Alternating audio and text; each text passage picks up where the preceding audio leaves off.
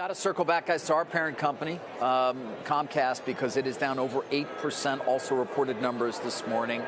You may recall the stock suffered a significant decline late last year when the company's CFO at a conference talked about an unexpected decline in broadband subs. They were talking about 100,000 then. That was just right at the end of the year.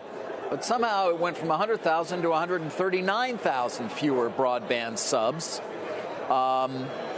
Take a listen to President Mike Kavanaugh on the call in terms of explaining the status in broadband.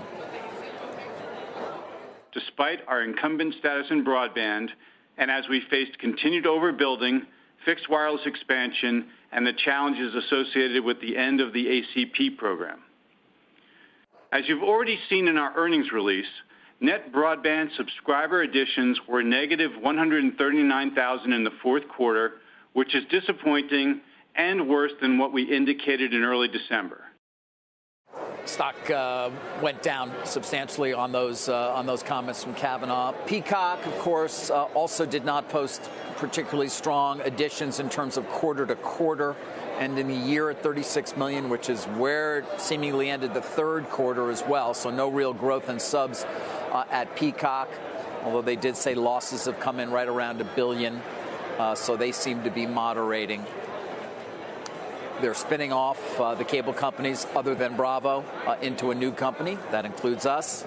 They talked a bit about that. And then there's a lot of chatter around, well, what's left? And will there be a big deal to be done for Comcast at some point? Who knows? But, guys, at this point, of course, it's the continued weakness in the core business, essentially connecting people to broadband.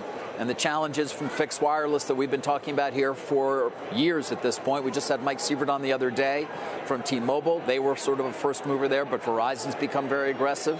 The fiber overbuilding from the likes of other competitors, it's taking a toll.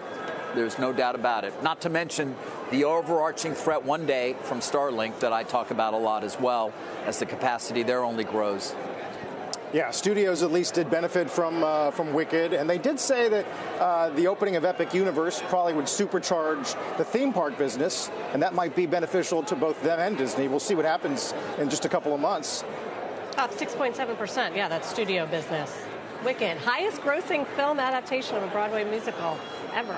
There you go. It was really good. It was great. It was good. I didn't even see it, but I know it was. No, it was. You should see it. My kids loved it, and it also led us to see the Broadway show as well. That I have. Revitalize that a little bit.